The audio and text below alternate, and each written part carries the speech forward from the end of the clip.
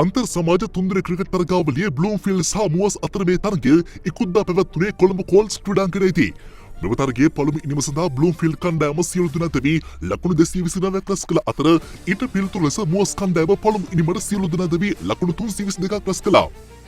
අනුතුරුව ලකුණු 93ක් පිටුපසින් සිටමින් සිය දෙවන ඉනිම ආරම්භ බ්ලූම්ෆීල්ඩ් කණ්ඩායම කඩලු 6ක් දෙවි ලකුණු 239ක් ලබා සිටියේදී සිය ඉනිම අත්හිට වනු ලැබුවේ මුවස් කණ්ඩායමට ලකුණු 147ක පහසු ඉලක්කයක් ලබා දෙමින් ලකුණු 83ක් නොදවී ලබා ශතක අභය සිරි ජනිත් ලියනගේ සහ ලහිරු මදුසංකද සිය කණ්ඩායමගත් මේ තීරණය සම්බන්ධයෙන් පිටියේදී මවිත වුණා. අවසන් දිනේ තේපානයටත් පෙර බ්ලූම්ෆීල්ඩ් කණ්ඩායම එවැනි පහසු ඉලක්කයක් මුවස් කණ්ඩායමට ලබා දීම සම්බන්ධයෙන් විස්තර විචාරයේදී සිටි නිවේදකයන් දෙදෙනා මවිත වුණේ මෙලෙසින්. මම හිතන්නේ පිටිකරුවන් තීරණය කරනවා තම කණ්ඩායමේ ඉනිම අත්හිට වන්නට. ලකුණු 146ක් පමණක් තේපෙන් පානයටවත් අවතීර්ණ වුණු තරගයක්. ඒ තීරණය සම්බන්ධයෙන් අපිත් විශ්මයට පත් වෙනවා මේ තීරණය. මම හිතන්නේ මේ තීරණය විය යුතුයි. මොකද මේ වෙලාවේ තරගය නතර කරන්න කිසිම හේතුවක් නැහැ.